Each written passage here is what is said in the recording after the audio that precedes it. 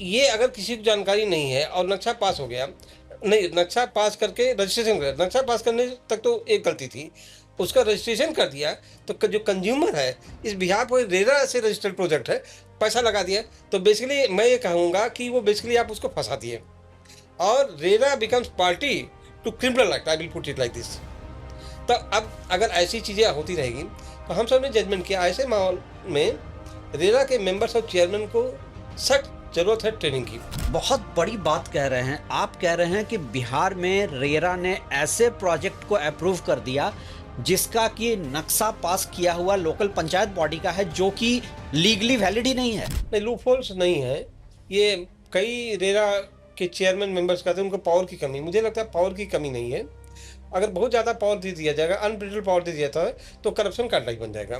तो रेरा को जो पावर्स हैं भी, फॉर एग्जांपल रेरा के पास पावर है कि अगर आपका प्रोजेक्ट डेडलाइन बार बार मीट नहीं कर रहा है तो आपका फॉरेंसिक ऑडिट करवाया जा सकता है। ये सारे पावर्स आज तक रेरा ने यूज क्यों नहीं किया है? पॉलिटिकल प्रेशर इसकी वजह रही है या इनएफिशिएंसी है ब्यूरोक्रेट्स का, क्या वजह है? और रेरा के मेंबर चेयरमैन कौन होते हैं? रिटायर्ड सिविल सर्वेंट होते हैं generally, retired bureaucrats, retired engineers, retired account officers हैं।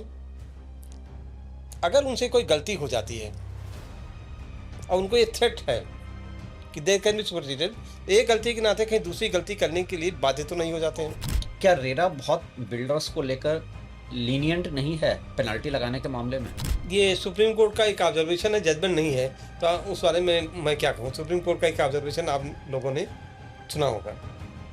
तो सुप्रीम कोर्ट भी रेरा के फंक्शनिंग को लेकर नाराज है। लेकिन कोई जजमेंट नहीं है, कोई जजमेंट हाँ, नहीं। वो एक ऑब्जर्वेशन है। हाँ। और ये कई मामलों में ऐसा देखा गया है कि सुप्रीम कोर्ट के ऑब्जर्वेशंस होते हैं, वो जजमेंट का पार्ट नहीं होता है।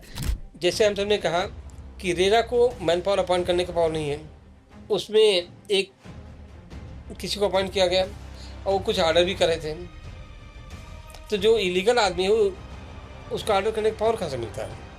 हम सब ने कहा कि रेरा को मैन पावर अपॉइंट करने का पावर नहीं है अंडर रेरा एक्ट, उसको इन लोगों ने चैलेंज किया। रेरा के कुछ मेंबर्स से जो मेरी प्राइवेट डिस्कशंस हुई हैं, लीगल एस्पेक्ट तो आपने टच कर लिया कि लीगल ट्रेनिंग की ज़रूरत है, सब है, लेकिन प्राइवेट डिस्कशन में रेरा के बहुत सारे मेंबर ये कहते हैं कि उनके पास प्रॉपर इंफ्रास्ट्रक्चर ही नहीं है अच्छे तरीके से फंक्शन करने के लिए।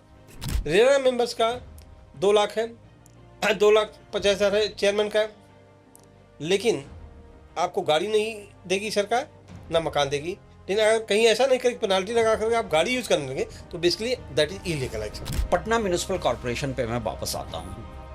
पटना म्यूनिसिपल कॉरपोरेशन के बारे में एक जो परसेप्शन बना दिया गया है कि ये इनएफिशिएंट बॉडी है, ऐसा परसेप्शन क्यों बना? क्या ये परसेप्शन इसलिए बना कि ओवरऑल बिहार को लेकर ऐसा परसेप्शन बन गया था, या पटना म्यूनिसिपल कॉरपोरेशन में आपने देखा कि कुछ वहाँ पे प्रॉब्लम्स हैं? और चूंकि म्यूनसिपलिटी एक ऐसा सब्जेक्ट है जो उस शहर के डे टू डे मैटर में, चाहे झाड़ू लगाना हो, सफाई करना हो, टैक्स देना हो या पानी देना हो, अपेक्षाएं बहुत ज़्यादा हैं, पैसा नहीं है उसके पास, मैन पावर नहीं है, तो आप उससे तो उसकी बदनामी ज़्यादा होगी।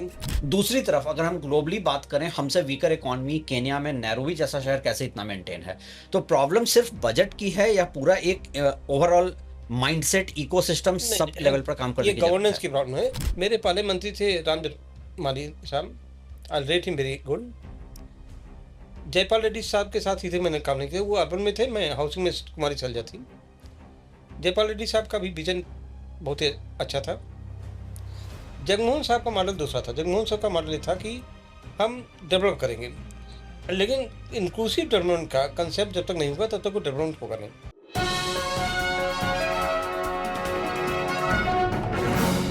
आज स्टूडियो में हमारे साथ एक खास गेस्ट हैं, एक ऐसे शख्स हैं जिन्होंने इंडिया के अर्बन डेवलपमेंट और हाउसिंग को बहुत करीब से देखा है।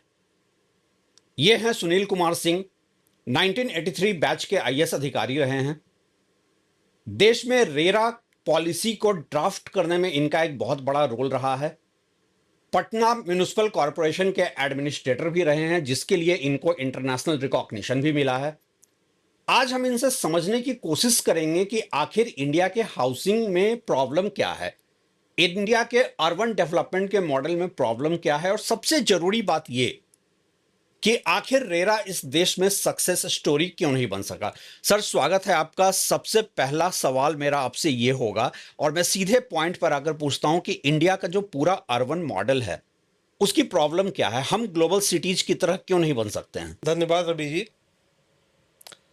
एक कल्पना किया गया था 1992 में कि लोकल गवर्नमेंट का एक सेल्फ सस्टेनिंग यूनिट बनाए, और 74th अमेंडमेंट किया गया था कॉन्स्टिट्यूशन का। उसमें ये कल्पना की गई थी लोकल बॉडी रखेंगे, एक इलेक्टेड बॉडी हम म्यूनसिपलिटी को बनाएंगे और वही हमारी गवर्नेंस को कंट्रोल करेंगी, और जो आम जनता जो चुनी हुई होगी वही तय करेगी उसका शहर कैसा होना चाहिए, उसकी क्या सुविधाएं होनी चाहिए, कैसे उसको टैक्स लगना चाहिए, कितना उसकी सुविधाएं आनी चाहिए और कितना पैसा सरकार से उसको मिलना चाहिए। तो ये कल्पना हमारी की गई थी, लेकिन 74th अमेंडमेंट जो संविधान का हुआ था वो ट्रू स्पिरिट में इम्प्लीमेंट नहीं हो पाया।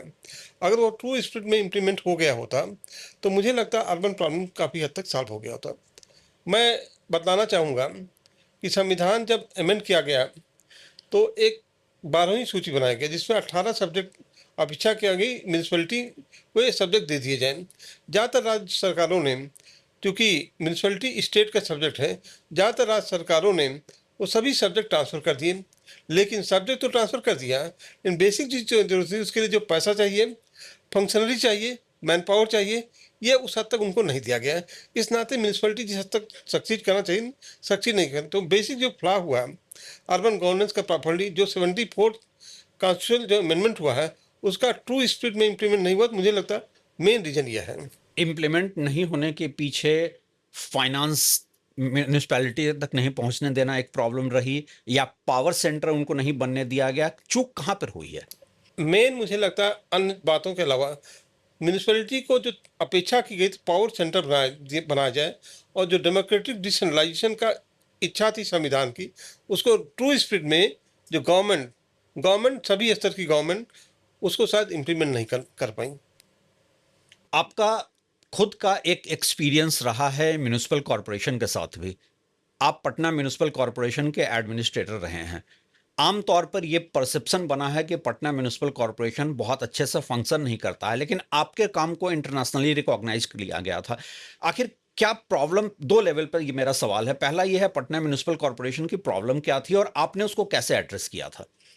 पटना म्यूनसिपल कॉरपोरेशन में मैं एडमिनिस्ट्रेटर था उस समय। वहाँ चुनी हुई लोकल बॉडी नहीं थी, और उसमें यह महसूस किया गया कि जो टैक्स का रेट था पटना में 43.75% है, और पटना छोड़ दिए दूसरे म्यूनसिपलिटी में जैसे अहमदाबाद में 73% टैक्स था। आश्चर्य हो गया, बॉम्बे में 100% ज़्यादा का टैक्स रेट था। तो महसूस हमने किया कि अगर 43.75% टैक्स है तो उचित नहीं होगा, लोग अपना टैक्स दे पाएंगे तो उसमें गड़बड़ियाँ होंगी। तो टैक्स को 43.75% से घटा करके जब 9% कर दिया गया, एक साइंटिफिक मेथड पर मैं 8th स्टैंडर्ड की मैथमेटिक्स कहूँगा कि किसी बिल्डिंग को टाइप ऑफ कंस्ट्रक्शन, यूज और लोकेशन के आधार पर अगर उसको क्वान्टिफाई कर दिया जाए और उसको जब 9% कर दिया गया, तो टोटल जब इम्प्लीमेंट किया गया है तो 1/27 पोर्शन ऑफ पटना एरिया का टोटल टैक्स 1.6 टाइम हो गया पूरे पटना का। और जब किया गया तो इसको पटना हाई कोर्ट में चैलेंज हुआ। पटना हाई कोर्ट ने इसको कुछ कारणों से रद्द कर दिया, लेकिन जब सुप्रीम कोर्ट में हम सब गए, सुप्रीम कोर्ट ने इसको ना कि अपहेल्ड किया, बल्कि कहा एक अच्छा टैक्स मॉडल है, सिंपल है। अच्छा टैक्स मॉडल सिंपल होना चाहिए जो आम जनता तक समझ आए, और टैक्स का रेट रीजनेबल होना चाहिए। तो ये जब इम्प्लीमेंट हुआ तो इसका अप्रिसिएशन हुआ, मीडिया और दूसरे माध्यम से इसका सपोर्ट हुआ, और यूनाइटेड नेशंस UN हैबिटेट का अवार्ड इसको 2002 में मिला। तो मुझे लगता है ये पटना म्यूनिसिपल कॉरपोरेशन, पटना का जो मॉडल, इसको पटना मॉडल ऑफ टैक्सेशन कहा जाने लगा। तो ये, लेकिन मैं आपको बताना चाहता हूँ कि उस समय वहाँ इलेक्टेड लोकल बॉडी नहीं थी, मैं एडमिनिस्ट्रेटर था। मुझे लगता है अगर इलेक्टेड लोकल बॉडी होती, इनके सपोर्ट से शायद और बेहतर ढंग से इम्प्लीमेंट हो सकता। जो मैंने कहा है 74th कॉन्स्टिट्यूशन अमेंडमेंट की जो कल्पना की गई थी, जो 1992 में जो संविधान अमेंड हुआ, जो उसको लगता है किसी कारणों से सरकार डिफरेंट लेवल पर, चाहे नेशनल गवर्नमेंट हो या प्रोविंशियल गवर्नमेंट है, उस स्पीड में शायद इम्प्लीमेंट नहीं कर पाई, और जिसके नाते दिक्कत हो रही है कि जो लोकल गवर्नमेंट की कल्पना है उस हद तक इम्प्लीमेंट नहीं हो पा रहा है। और इसीलिए हमारे शहर जो हैं किसी ग्लोबल सिटी से बहुत पीछे नजर आते हैं। दुनिया में चाहे यूरोप है, अमेरिका या कोई भी डेवलप कंट्रीज में जब लोकल बॉडीज की कल्पना की गई तो उनको पावर भी दीजिए, पैसा दीजिए और उनको जनता के प्रति उत्तरदायी करें। उसी जब तक वो नहीं करेंगे तब तक किसी भी म्यूनसिपैलिटी से आप अपेक्षा नहीं कर सकते हैं कि वो एक ग्लोबल सिटी की रूप में बन सकेंगे। लेकिन यहाँ पे एक इंडिया स्पेसिफिक माइंडसेट भी है कि अगर हम पावर को डिसेंट्रलाइज्ड करेंगे तो करप्शन बढ़ जाएगा। ये मुझे लगता है गलत भावना है, क्योंकि जहाँ भी डेवलपिंग कंट्रीज है, डेवलप कंट्री जो भी हैं, उन लोगों ने पावर दिया, पैसा दिया, विश्वास किया और तभी उनमें गवर्नेंस हुआ। और इसीलिए जब देखेंगे जो अच्छी म्यूनसिपैलिटीज़ का कल्पना वही है जहाँ लोकल बॉडीज़ पर हमने विश्वास किया। विश्वास सबसे बड़ी चीज़ है, चाहे नेशनल गवर्नमेंट हो या प्रोविंशियल गवर्नमेंट है, जब तक उनको विश्वास नहीं करेगी तब तक मुझे नहीं लगता कि हम एक ग्लोबल सिटी की कल्पना कर पाएंगे। और अकाउंटेबिलिटी को इसको कैसे एड्रेस किया जा सकता है? अकाउंटेबिलिटी का सबसे बड़ी जनता जो उनको चुन रही है, अगर वो नहीं काम करेंगे तो उसको जनता निकाल देगी। यही बेसिकली अकाउंटेबिलिटी का बेसिक। तो लेकिन अगर हम उनको अपेक्षा करें काम करें लेकिन उनका पैसा नहीं उपलब्ध हो, उनका फंक्शनिंग नहीं उपलब्ध हो। आप जानते हैं यहाँ म्यूनसिपैलिटीज़ में जो म्यूनसिपल कमिश्नर्स हैं सब पावर कंसंट्रेट करते हैं म्यूनसिपल कमिश्नर। जो एक कल्पना कभी की गई थी कि लोकल बॉडीज़ की जो इलेक्टेड रिप्रेजेंटेटिव हैं, काउंसलर्स या मेयर, ये सब मिल करके म्यूनसिपल कमिश्नर के साथ मिल करके अगर काम करेंगे और उनको पैसा उपलब्ध हो, मैन पावर हो, तो मुझे लगता है देश की मतलब लोगों की अपेक्षा के मुताबिक हो। आपने गवर्नमेंट ऑफ इंडिया में भी काम किया है, हाउसिंग मिनिस्ट्री में, और आप बिहार कैडर से हैं। बिहार के बारे में इन जनरल एक परसेप्शन है कि जब अर्बन प्लानिंग की बात होती है तो शायद सबसे खराब ट्रैक रिकॉर्ड बिहार का है। तो एक आईएएस ऑफिसर के तौर पे आपको एक ऐसे हाउसिंग मिनिस्ट्री में काम करने का मौका मिला जहां की सुधार की बहुत गुंजाइश थी। आपके मेजर चैलेंजेस बिहार में क्या क्या थे? बिहार में मेजर चैलेंजेस वही हैं जो दूसरे राज्यों में भी चैलेंज हैं।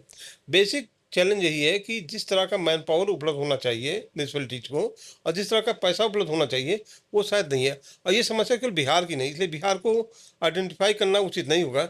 ये समस्या मुझे लगता है ज़्यादातर राज्यों में है।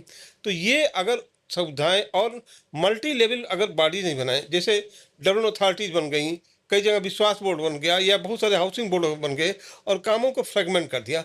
और जो म्यूनसिपैलिटी से हमने अपेक्षा किया बिना पावर दिए हुए ना सफिशिएंट रिसोर्सेज दे करके तो काम नहीं कर पाए।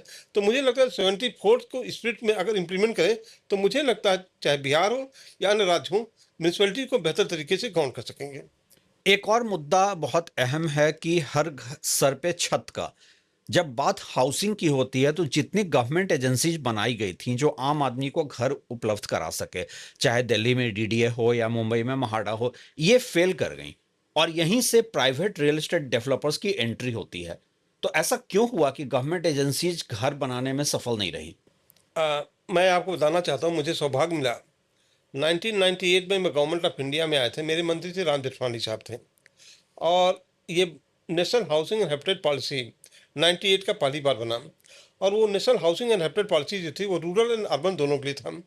जहाँ तक मुझे सुन रहे 24.7 मिलियन हाउसिंग शार्टेज था उसमें, अर्बन रूरल में नहीं था, सॉरी 33 मिलियन हाउसिंग शार्टेज था रूरल एंड अर्बन मिला करके, जिसमें मेजॉरिटी हाउसिंग शार्टेज था रूरल एरिया में।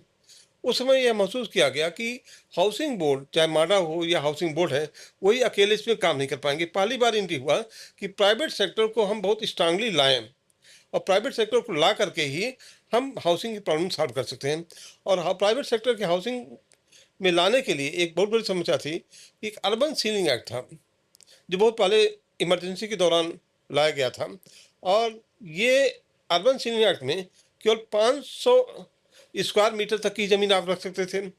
तो हमारे मंत्री, उस समय के मंत्री राम जेठमलानी साहब थे, उन्होंने कहा जब तक अर्बन सीलिंग एक्ट को रिपील नहीं करेंगे तब तक हम इम्प्लीमेंट नहीं कर पाएंगे।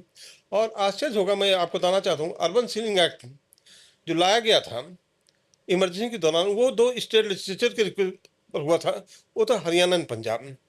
और आपको आश्चर्य होगा, हरियाणा पंजाब के स्टेट लेजिस्लेचर के आधार पर आर्टिकल 252 ऑफ द कॉन्स्टिट्यूशन, जिसमें स्टेट सब्जेक्ट पर भी पार्लियामेंट कानून बना सकती है बशर्ते कि 2 स्टेट लेजिस्लेचर कानून उसके आशय का रिकमेंडेशन करें। तो हरियाणा और पंजाब ने रिकमेंड किया था। और जब ये कानून उस समय इमरजेंसी में तत्काल प्रधानमंत्री ने लाया था और इम्प्लीमेंट हुआ और उसमें हुआ कि उन स्टेट में तो लागू हो जाएगा और यूनियन टेरिटरी में ऑटोमेटिक लागू होगा क्योंकि पार्लियामेंट्री कानून है। और उसके बाद दूसरे जो स्टेट हैं जो अडॉप्ट करेंगे उसमें भी लागू हो जाएगा। तो करीब 16 या 17 स्टेट ने अडॉप्ट किया इसको। और हरियाणा स्टेट में जिसके लेजिस्लेचर के रिकमेंडेशन पर ये कानून लाया गया था वहाँ लागू ही नहीं था कि 1971 की पॉपुलेशन के मुताबिक जहाँ 1 लाख से ज़्यादा पॉपुलेशन है वहीं अर्बन सीलिंग एक्ट लागू होता है।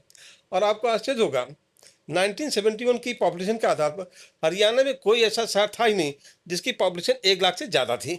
तो ये एक कल्पना जो अंबेडकर साहब ने किया था कि स्टेट सब्जेक्ट पर भी आप कानून पार्लियामेंट कानून बना सकती है बशर्ते कि 2 स्टेट लेजिस्लेचर रिकमेंड करें। और हरियाणा उसमें से एक था जहाँ पर स्टेट ये एक्ट लागू होना नहीं था। तो राम विश्वानी साहब ने उल्टा एक्सपेरिमेंट किया।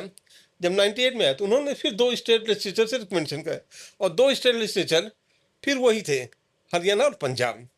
और इन्होंने अर्बन सीलिंग एक्ट को रिपील किया आर्टिकल 252 के तहत। और फिर आश्चर्य होगा ना ये कानून अर्बन सीलिंग एक्ट का लागू हुआ ना हरियाणा में, जब रिपील हुआ तो रिपील फिर उसमें लागू नहीं हुआ। तो ये 2 स्टेट लेजिस्लेचर के रिकमेंडेशन पर यह कानून बनाया गया और रिपील भी हुआ। और ये कल्पना मुझे लगता है उस समय का अम्बेडकर साहब ने क्या सोचा वो भी होगा कि स्टेट सब्जेक्ट पर पार्लियामेंट कानून बनाए ऐसे उस स्टेट लेजिस्लेचर के रिकमेंडेशन पर जहाँ वो कानून लागू नहीं होता। तो ये जब राम विश्वानी साहब ने कल्पना किया कि हम अगर हाउसिंग में प्राइवेट सेक्टर की एंट्री चाहते हैं तो अर्बन सीलिंग एक्ट को रिपील किया जाए। तो 500 स्क्वायर मीटर ज़्यादा आप जमीन रख नहीं सकते तो हाई राइज बिल्डिंग बन नहीं सकती थी। और आपको आश्चर्य होगा जो अर्बन सीलिंग एक्ट की कल्पना की गई थी उसमें मुताबिक टोटल 2,20,000 हेक्टेयर लैंड सरकार के पास आना चाहिए था। और आपको जो उसमें बहुत सारे एग्जाम्पशन काज कर दिया गया था।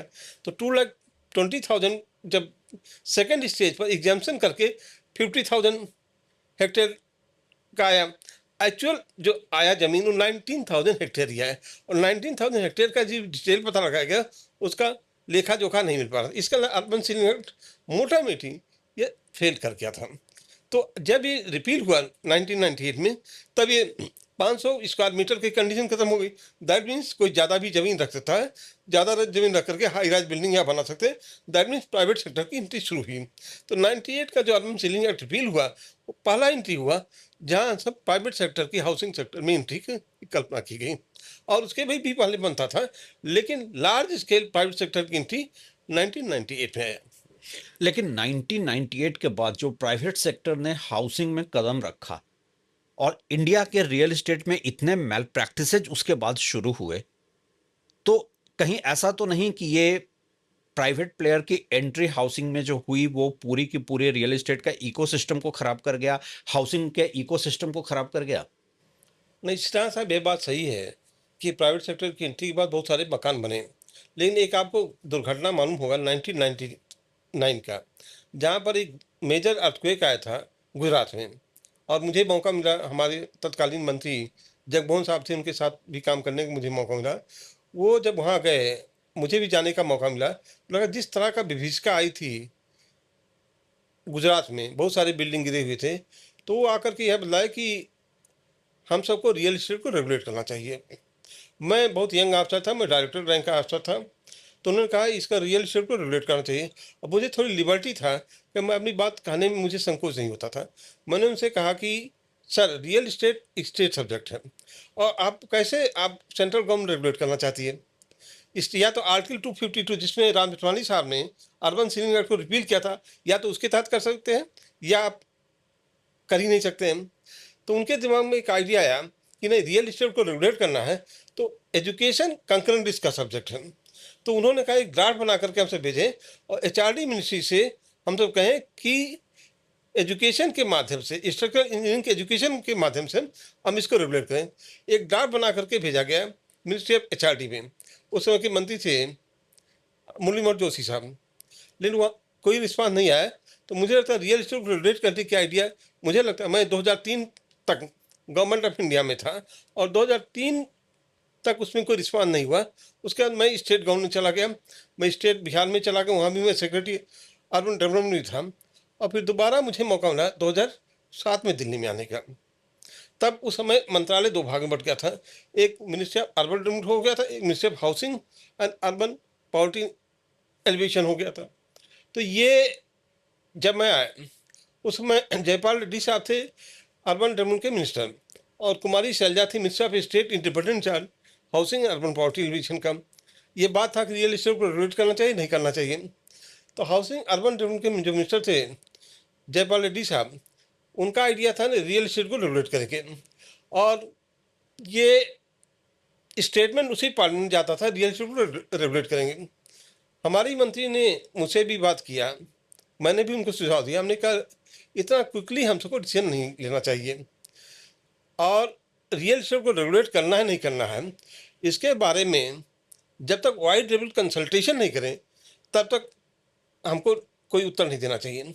अब मुझे एक्सपीरियंस है 1999 में, जब जगमोहन साहब मंत्री थे मेरे, तो मैंने कहा sir real estate town planning laws building by laws के तहत ऑलरेडी रेगुलेटेड है, और आईपीसी के तहत फ्रॉड एंड चीट का कानून है, और कंज्यूमर एक्ट ऑलरेडी है, तो क्या चौथा कानून बनाने से कोई फायदा होगा नहीं फायदा होगा, ये चिंता का विषय है। तो ये डिसीजन हुआ कि नहीं, हम तो उसी पार्लियामेंट में दो रिप्लाई जाता था, एक नगर विकास मंत्रालय अर्बन डेवलपमेंट मिनिस्टर का जयपाल रेड्डी साहब का जाता था कि रियल एस्टेट को रेगुलेट करेंगे, हाउसिंग मिनिस्ट्री का हमारा जवाब जाता था रियल एस्टेट को रेगुलेट करने के बारे में जब तक वाइड लेवल कंसल्टेशन नहीं कर लेंगे तब तक हम कोई बात नहीं कहेंगे। तो इस तरह से दो एक ही गवर्नमेंट में दो मंत्रालय का डिफरेंट रिप्लाई सेम पार्लियामेंट जाता था, वो आज भी रिकॉर्ड का पार्ट है। इसके तो वाइड लेवल कंसल्टेशन शुरू हुआ, क्रेडाई नरेडको बहुत सारे ऑर्गेनाइजेशन से बातें होती थी। इनफैक्ट नरेडको का जो कल्पना हुई थी वो राम जेठमलानी साहब ने कहा था, एक चूंकि क्रेडाई मोस्टली साउथ इंडिया में पूना बेस्ड ऑर्गेनाइजेशन थी, नरेडको की कल्पना इन्होंने किया था कि नॉर्थ इंडियन डेवलपमेंट का एक एसोसिएशन बना जाएगा और उसके पैटर्न नगर विकास मंत्री रहेंगे। उनसे भी बात हुआ, उन लोगों ने कहा कि नहीं हम सेल्फ रेगुलेट करेंगे, तो कानून बनाने की जरूरत नहीं है। तो विचार विमर्श होता रहा, लेकिन सेल्फ रेगुलेशन सक्सीड करेगा नहीं सक्सीड करेगा इस पर विचार विमर्श कई बार बातचीत होती ही, और एक कंसल्टेशन मेजर हुआ जो बॉम्बे में हुआ, जिसमें नरेडको क्रेडाई के करीब 1000 बिल्डर्स आए थे, और उस समय हमारी मंत्री कुमारी शैलजा थी, एक member of parliament Shabana Azmi भी वहाँ पहुँची थी, और उस समय के जो महाराष्ट्र के मंत्री थे विलासराव देशमुख जी भी आए थे। उसमें कंसल्टेशन काफ़ी हुआ, उसमें मोटा मोटी यह सहमति मिली कि रियल इस्टेट को रेगुलेट करना चाहिए, और मुझे लगता है वहीं से बातें चली। इसी बीच में किसी ऑर्गेनाइजेशन ने एक स्टेट से भी कंसल्टेशन की बात आई, तो एक मुख्यमंत्री जी भी आए थे, और नगर विकास मंत्री जयपाल रेड्डी साहब भी गए थे। मुझे भी हाउसिंग मिनिस्ट्री के जॉइंट सेक्रेटरी की हैसियत से उस जगह जाने का मौका मिला था, और बहुत सारे विचार विमर्श हुए।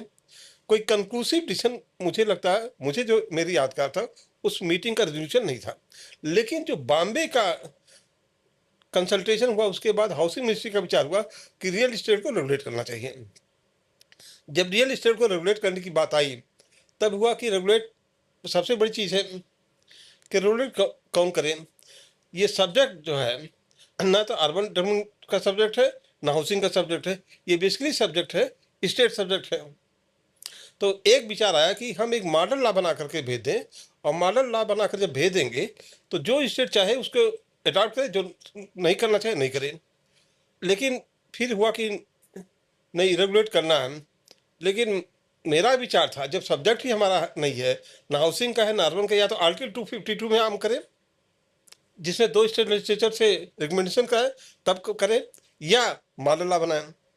और पहला चीज़ है, अगर कानून पार्लियामेंट बनाना चाहती है तो कानून बनाने का पावर ना तो अर्बन मिनिस्ट्री को है ना हाउसिंग मिनिस्ट्री को है, अनलेस आर्टिकल 252 के तहत। और ये अगर डिसाइड करना चाहते तो प्रपोजल कौन मूव करेगा।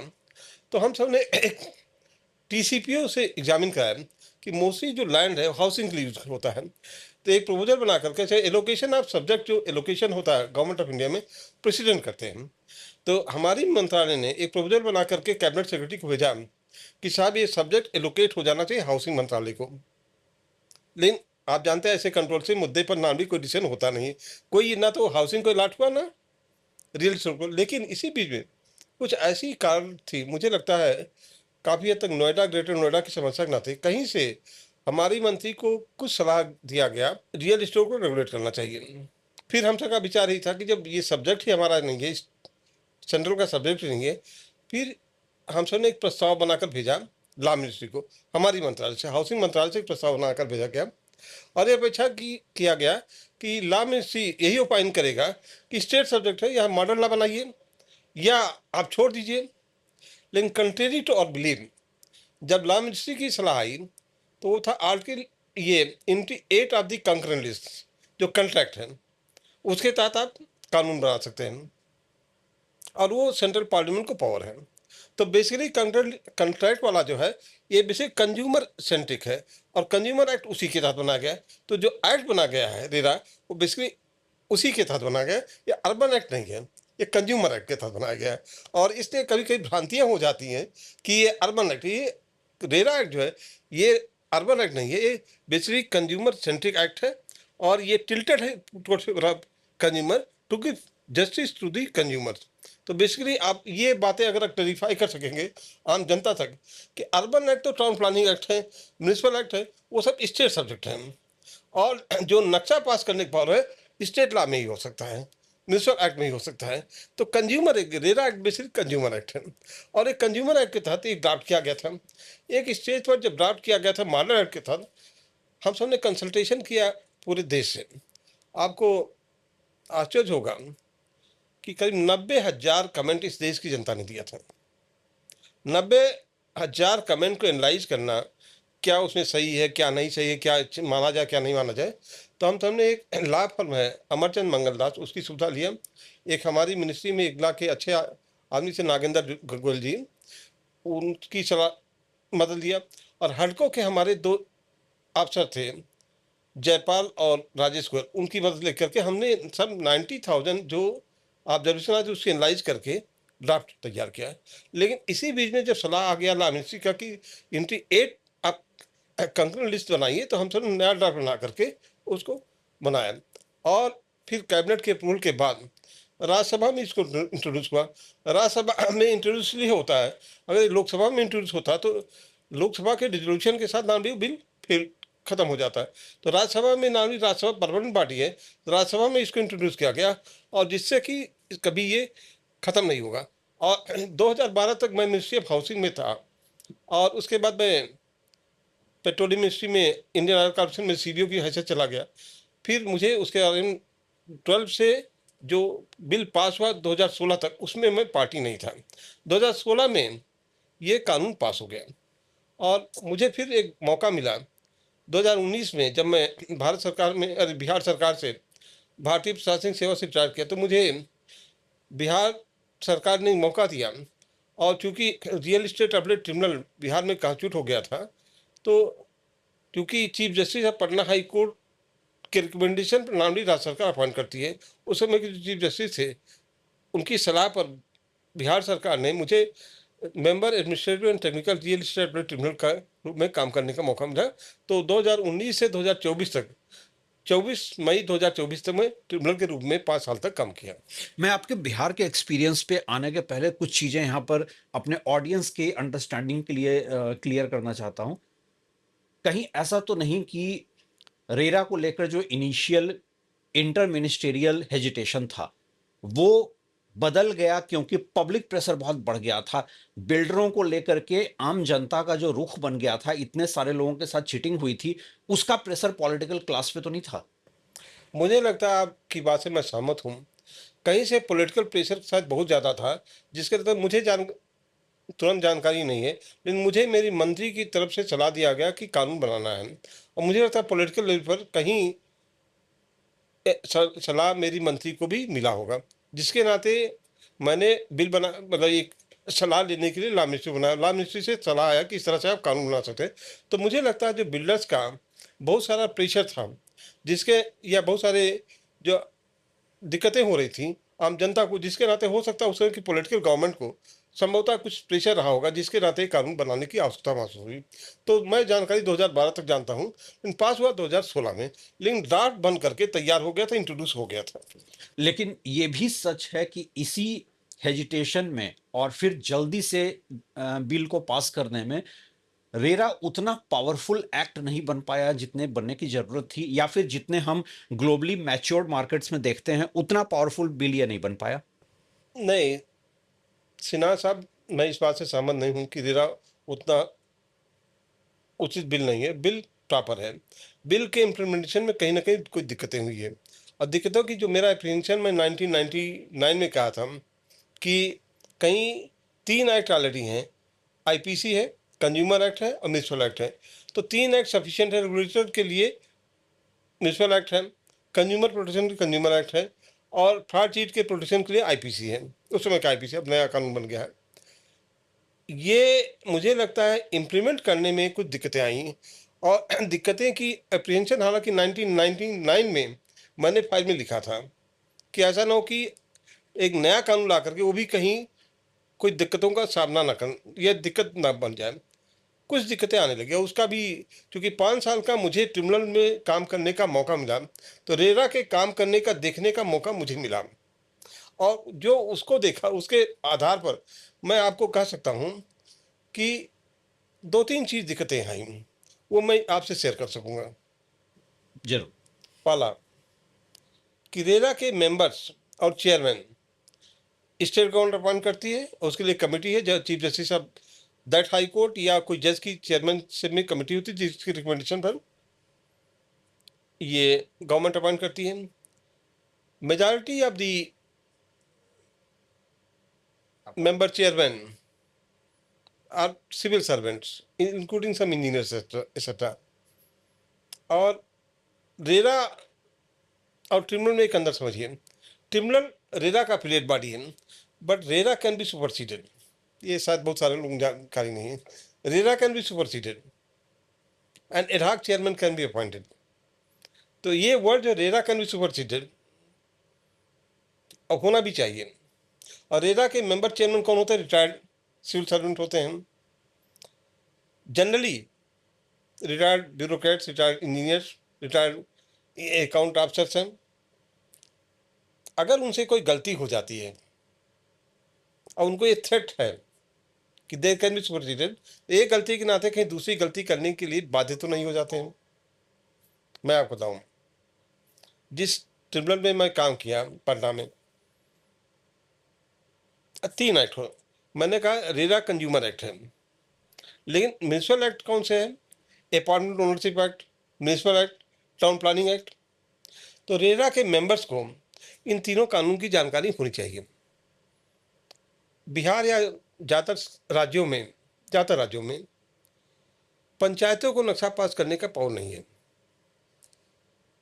हम सबको एक्सपीरियंस हुआ कि पंचायतों के नक्शे के आधार पर रेरा ने रजिस्ट्रेशन कर दिया प्रोजेक्ट का। अब देखिए, रेरा ने रजिस्ट्रेशन कर दिया तो पब्लिक की बिलीव होती है एक स्टैट्यूटरी बॉडी ने रजिस्ट्रेशन कर दिया, तो आम जनता जिसको बहुत सारा जानकारी नहीं है उस में पैसा लगा दिया। बेसिकली एक इलीगल बिल्डिंग है। तो रेरा के ट्रस्ट, रेरा क्या है? रेरा कुछ नहीं, एक पब्लिक में ट्रस्ट जनरेट करने की बॉडी है। बहुत बड़ी बात कह रहे हैं आप। कह रहे हैं कि बिहार में रेरा ने ऐसे प्रोजेक्ट को अप्रूव कर दिया जिसका कि नक्शा पास किया हुआ लोकल पंचायत बॉडी का है, जो कि लीगली वैलिड ही नहीं है। मैं आपसे भी मैं कह रहा हूँ, और हम सबने जजमेंट किया, और बहुत सारे अपार्टमेंट ओनरशिप एक्ट होता है।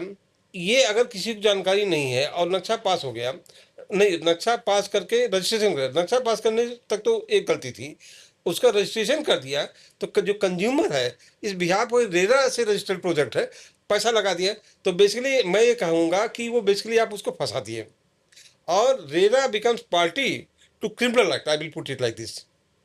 तो अब अगर ऐसी चीज़ें होती रहेगी तो हम सब ने जजमेंट किया, ऐसे माहौल में रेरा के मेंबर्स और चेयरमैन को सख्त जरूरत है ट्रेनिंग की। और ट्रेनिंग किसके तहत होनी चाहिए? जुडिशियल एकेडमी होती है हर स्टेट में, जो नॉर्मली चीफ जस्टिस साहब उस हाई कोर्ट के सुपरविजन में काम करती है। तो रेरा के मेंबर चेयरमैन को मजबूरन हम सबको कंपेल करना पड़ा कि उनको ट्रेनिंग की जरूरत है, और इसके अगेंस्ट रेरा अपील में गई, कभी तक उनको कोई रिलीफ मिल नहीं पाया। तो लेकिन चूंकि जजमेंट हमारा बिहार ट्रिब्यूनल का था तो बिहार पर ही लागू होगा। पॉलिसी लेवल पर तो पूरे कंट्री मतलब में गाइडिंग प्रिंसिपल हो गया, लेकिन अप्लीकेबल होगा खाली बिहार में। तो ये मैं आपको बताऊँ। दूसरा चीज़ मैं बताना चाहता हूँ कि रेरा स्टैट्यूटरी बॉडी है।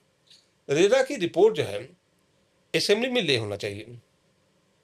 असेंबली जब ले होती है तब असेंबली के मेंबर्स को भी देखना चाहिए कि भाई रेरा अपने फंक्शन को डिस्चार्ज प्रॉपर्ली कर रहा है नहीं कर रहा। ज़्यादातर स्टेट में शायद वो उस हद तक कई जगह रिपोर्ट सबमिट भी नहीं ले भी नहीं हो रहा। और पेनाल्टी लगाने के पावर, पेनाल्टी लगा करके उस पैसे को आप खुद नहीं यूज कर सकते हैं। पेनाल्टी का पैसा नाम भी सरकार में जमा होना चाहिए, चाहे कंट्रोल ऑफ मतलब गवर्नमेंट ऑफ इंडिया का है तो वहाँ जाएगा, नहीं तो स्टेट गवर्नमेंट जाएगा। और जो रेरा का पैसा खर्च का पैसा आएगा नाम भी उसकी असेंबली से पास हो करके रेरा को पैसा मिलना चाहिए। लेकिन हम सबको ये महसूस किया बिहार में कि पैसा जो पेनाल्टी भी लगा करके रेरा यूज कर रहा है। और ये जानकारी अब मुझे पता लगा कई राज्यों में भी हुआ। तो आप बेसिकली आप गलती कर रहे हैं। तो हम सबने एक जजमेंट भी किया, भाई जो पेनाल्टी का पैसा है उसको गवर्नमेंट काफर में आपको जमा करना है। तीसरा मैं आपको कहूँ, रेरा एक्ट में मैन पावर प्रोवाइड करने का काम है राज्य सरकार को। रेरा खुद अपना मैन पावर नहीं अपॉइंट करेगी क्योंकि एक्ट में है। क्योंकि आप स्टेट्यूटरी बॉडी है तो स्टेट्यूटरी बॉडी के मुताबिक काम करेंगे। लेकिन हम सबको महसूस हुआ कई जगह रेरा मैन पावर भी अपॉइंट कर ले रही है। तो बेसिकली ये 3 गलतियां जो हो रही हैं जिसके नाते you are under constant under purview of the state government. So एक बार आप गलती कर गए तो मुझे लगता है कि आप और सारी गलतियां करने के लिए मजबूर हो जाएंगे। और रेरा के मेंबर्स की लीगल ट्रेनिंग का ना होना क्या रेरा के पर्पस को डिफीट नहीं करता है? बिहार में हम सब ने महसूस किया कि शायद बहुत जरूरी, इसीलिए हम सबका जजमेंट हुआ। और मुझे खुशी भी है अभी तक इस जजमेंट को हाई कोर्ट ने रिवर्स नहीं किया। और मैं आपको बताऊँ, जो मैन पावर के बारे में हम सबने कहा कि मैन पावर अपॉइंट करने का पावर रेरा को खुद नहीं है। मैन पावर अपॉइंट उनको लेने का पावर सरकार उनको मैन पावर देगी। और इसके अगेंस्ट रेरा अपील में गई थी पटना हाईकोर्ट से। अभी मुझे पता लगा हाईकोर्ट ने उनके अपील को रद्द कर दिया। एक और मुद्दा है कि रेरा के जितने मेंबर्स हैं, और आपने भी इस चीज को अभी टच किया है, कि वो ब्यूरोक्रेट्स हैं। नहीं, मेजॉरिटी ब्यूरोक्रेट्स। मेजोरिटी मतलब मेरे ख्याल से चेयरमैन की अगर बात करें तो 2 स्टेट में एक्सेप्शन होंगे, नहीं तो सब जगह ब्यूरोक्रेट्स हैं। सुप्रीम कोर्ट ने एक जजमेंट में बहुत तल्ख लहजे में यहां तक कहा है कि क्या रेरा एक्स ब्यूरोक्रेट का रिहैबिलिटेशन सेंटर बनकर रह गया है? तो क्या रेरा का पर्पस डिफीट नहीं हो जाता है जब एक्स ब्यूरोक्रेट आकर बैठ जाते हैं, जिनका कि एक सर्टेन लेवल पर काम फंक्शनिंग का एक तरीका है, स्टेट गवर्नमेंट के सुपरविजन में काम करने का तरीका है? तो प्रैक्टिकली तो अगर कोई डिफॉल्टर बिल्डर भी है वो पॉलिटिकल प्रेशर यूज करके रेरा को सुपरसीड कर सकता है। उनको करना नहीं चाहिए। स्टेटरी बॉडी होने के नाल उनको कानून के साथ काम करना है। और मैं एक चीज़ और बताऊं, रेरा का सुपरिटेंडेंस का पावर राज्य सरकार का है। ट्रिब्यूनल उसका अपीलेट बॉडी है। ट्रिब्यूनल उसका सुपरिटेंडेंस का पावर नहीं है। जो रियल एस्टेट अपीलेट ट्रिब्यूनल है वो उसके अपीलेट बॉडी है। लेकिन सुपरिटेंडेंस का पावर राज्य सरकार का है, रेरा का। इसीलिए हम सबने बहुत सारे जो जजमेंट किया उसकी कापी एक उसको रेरा राज्य सरकार को भेजा। और राज्य सरकार से अपेक्षा की गई कि अगर उनके जजमेंट में कोई गलतियां हो रही है, उनके काम में गलती हो रही तो उसको सुधारें। लेकिन मुझे लगता है उस हद तक अपेक्षित एक्शन नहीं हो पाया राज्य सरकार का। आप तो रेरा की ड्राफ्ट कमेटी में रहे हैं, आप रेरा के इनिशियल ड्राफ्ट पर आपने काम किया है। आपको ऐसा लगता है कि रेरा की पूरी ड्राफ्ट में ही लूपहोल्स बहुत छोड़ दिए गए हैं? नहीं, लूप होल्स नहीं है। ये कई रेरा के चेयरमैन मेंबर्स कहते हैं उनको पावर की कमी। मुझे लगता है पावर की कमी नहीं है। अगर बहुत ज़्यादा पावर दे दिया जाएगा, अनब्रिटेड पावर दे दिया जाता है तो करप्शन का अड्डा ही बन जाएगा। तो जितना पावर है अगर उसको एक्सरसाइज करें पावर, तो मुझे लगता है बेहतर काम करेंगे। जिससे मेन चीज़ आपको बताऊँ, सेक्शन 4 है जिसमें रजिस्ट्रेशन करना है। तो जो भी रियल एस्टेट का प्रोजेक्ट है जो जिसका कंप्लीशन एंड ऑक्यूपेंसी सर्टिफिकेट नहीं मिल पाया है, ये मैंडेटरी है कि वो रजिस्ट्रेशन कराएं। आप यूपी में भी जानते होंगे, बिहार में जानते हैं, जहाँ बहुत सारे प्लाटेड डेवलपमेंट हो रहे हैं वो रियल इस्टेट प्रोजेक्ट है। और एडवर्टीजमेंट भी आता है, आपके पास भी टेलीफोन आता होगा, हम सबके पास भी कभी टेलीफोन आता है। तो अब ऐसे प्रोजेक्ट तो तुरंत आप रजिस्ट्रेशन के लिए कंपेयर करिए। रजिस्ट्रेशन नहीं कराता है तो पेनल्टी का प्रोविजन है, आप तो वो इम्पोज करिए। तो वो अगर आप करेंगे तो मुझे लगता है कि ये आप जो रजिस्ट्रेशन का काम अगर करेंगे। दूसरा, अगर एक लिमिटेड टाइम में प्रोजेक्ट को कंप्लीट करना है। एक्सटेंशन के लिए आते हैं जो बियॉन्ड जस्टिफाइबल टाइम है, तो उनको पेनल्टी लगाना है। तो वो सब सफिशिएंट पावर्स है। पावर्स को अगर एक्सरसाइज किया जाए तो मुझे ये डिमांड बहुत सारे रेरा से आता है कि पावर की कमी नहीं है। अगर उस पावर को प्रॉपर्ली इम्प्लीमेंट करें तो शायद बेहतर होगा। बहुत ज़्यादा पावर दे दिया जाए, अनलिमिटेड पावर देना, वो ज़्यादा खतरनाक हो सकता है। तो रेरा को जो पावर्स हैं भी, फॉर एग्जांपल रेरा के पास पावर है कि अगर आपका प्रोजेक्ट डेडलाइन बार बार मीट नहीं कर रहा है तो आपका फॉरेंसिक ऑडिट करवाया जा सकता है। ये सारे पावर्स आज तक रेरा ने यूज क्यों नहीं किया है? पॉलिटिकल प्रेशर इसकी वजह रही है या इनएफिशिएंसी है ब्यूरोक्रेट्स का, क्या वजह है? नहीं, पॉलिटिकल प्रेशर के बारे में कमेंट करना मेरे लिए संभव नहीं होगा, और इनएफिशिएंट है भी कमेंट करना मेरे लिए ठीक नहीं होगा। लेकिन हाँ, जिस हद तक अपेक्षा की गई रेरा में, उस हद तक वो काम नहीं कर पा रहे हैं।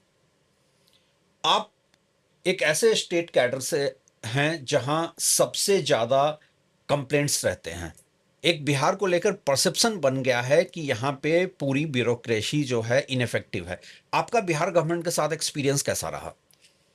सिन्हा साहब, मुझे लगता है बिहार पर टारगेट करना ठीक नहीं। और दूसरा मेरा क्या एक्सपीरियंस रहा, मुझे बिहार में करीब 50% टाइम में गवर्नमेंट ऑफ इंडिया में था, 50% टाइम स्टेट में था।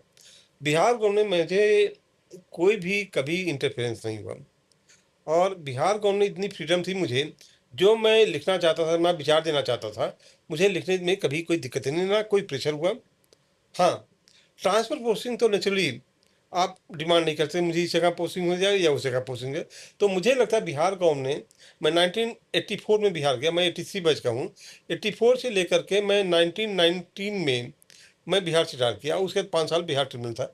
मुझे आज तक कई गवर्नमेंट आई, कांग्रेस गवर्नमेंट थी, आरजेडी गवर्नमेंट थी, जेडीयू गवर्नमेंट थी, मुझे आज तक कभी कोई प्रेशर पड़ा नहीं। ये आप बहुत बड़ी बात कह रहे हैं कि आपने बिहार में लालू यादव के टाइम में भी काम किया, नीतीश कुमार के भी टाइम में काम किया, और आपके ऊपर कभी पॉलिटिकल प्रेशर नहीं आया? मुझे, मैं एफिडेविट पर कह सकता हूँ, मुझे प्रेशर नहीं पड़ा है। और बिहार के रियल एस्टेट पे आप क्या कहना चाहेंगे? बिहार के रियल इस्टेट पर तो जैसे पूरे कंट्री में रियल इस्टेट का माहौल है, वही माहौल बिहार में भी है। और रेरा का जो बिहार का एक्सपीरियंस है, मुझे लगता है कंट्री वाइड आप ज़्यादा जानते होंगे। दूसरे राज्य के बारे में कमेंट करना, क्योंकि मुझे फर्स्ट हैंड इन्फॉर्मेशन नहीं है। तो ये जिसे मैंने कहा, पेनाल्टी का पैसा खर्च नहीं करना चाहिए। बहुत सारे राज्यों से अब जब मैं गवर्नमेंट ऑफ इंडिया के एक दो सेमिनार में गया, ये सब दिक्कतें आई, तो हम सबका जजमेंट है बिहार एक का ट्रिब्यूनल नाम भी बिहार रियल स्टेट के मामले में बहुत इंपॉर्टेंट स्टेट नहीं है। तमिलनाडु, गुजरात, महाराष्ट्र, ये सब इंपॉर्टेंट स्टेट है। लेकिन जो हम सबके जजमेंट है, जजमेंट की कापी भी मैंने आपको भेज दिया है। आप जजमेंट देखेंगे, अभी तक उसको किसी कोर्ट से, हाई कोर्ट से अभी तक उसको एनल नहीं हुआ है। नहीं, यही मैं, आपने कहा कि बिहार कोई रियल एस्टेट का बड़ा मार्केट नहीं है। आज की तारीख में आप इंडिया के टॉप 10 सिटीज में देख लें, सबसे बड़ा इन्वेस्टर जो है वो बिहार से निकल कर आ रहा है, और वही इन्वेस्टमेंट बिहार के रियल एस्टेट में नहीं होता है। क्या इसके पीछे ट्रस्ट की कमी है? नहीं, इसमें रियल इस्टेट के ट्रस्ट की कमी नहीं है। बेसिकली जो दूसरे सेक्टर है, हर आदमी बाहर क्यों जाना चाहता है? एम्प्लॉयमेंट, एजुकेशन और हेल्थ। तो एम्प्लॉयमेंट सेंटर जो है बिहार नहीं है। हेल्थ के लिए शायद बिहार से बेहतर ऑप्शंस उसको दूसरी जगह मिल रहे हैं। एजुकेशन के लिए बिहार से बेहतर ऑप्शन उसको दूसरी जगह मिल रहे हैं। इसलिए रियल इस्टेट में 3 सेक्टर हैं, एम्प्लॉयमेंट, एजुकेशन, हेल्थ के नाते दूसरी जगह इन्वेस्ट करा। आप भी बिहार के हैं, क्योंकि जो लोग बिहार से लोग बाहर आ रहे हैं, बेसिकली एम्प्लॉयमेंट के सर्च में, एजुकेशन के सर्च में और हेल्थ के सर्च में। लेकिन एक और मुद्दा मैं देखता हूं, इंडिया के हर कोने से, हम आज जहां बैठे हैं एनसीआर में, इंडिया के हर कोने से लोग आते हैं, और बहुत सारे, जैसे आप साउथ की बात कर लीजिए, आप वेस्टर्न जोन की बात कर लीजिए, लोग पोस्ट रिटायरमेंट अपने होम टाउन में जाना चाहते हैं। आज अगर मैं सोचूं कि मैं पोस्ट रिटायरमेंट जाकर पटना जैसे कैपिटल सिटी में भी रहूं, तो मुझे वहां उस तरीके का रियल एस्टेट डेवलपमेंट नजर नहीं आता है। नहीं, पोस्ट रिटायरमेंट की जो बात करते हैं, मैं यूपी का रहने वाला हूँ, छोटे से गांव का हूँ, यूपी के बस्ती जिले के। मेरी सर्विस पूरी बिहार में रही, आधा सर्विस बिहार में, आधा दिल्ली में रही। लेकिन रिटायरमेंट के बाद मैं गुड़गांव में सेटल किया हूँ। उसका मेन रीज़न है क्योंकि हम सबका एज बढ़ता जाएगा।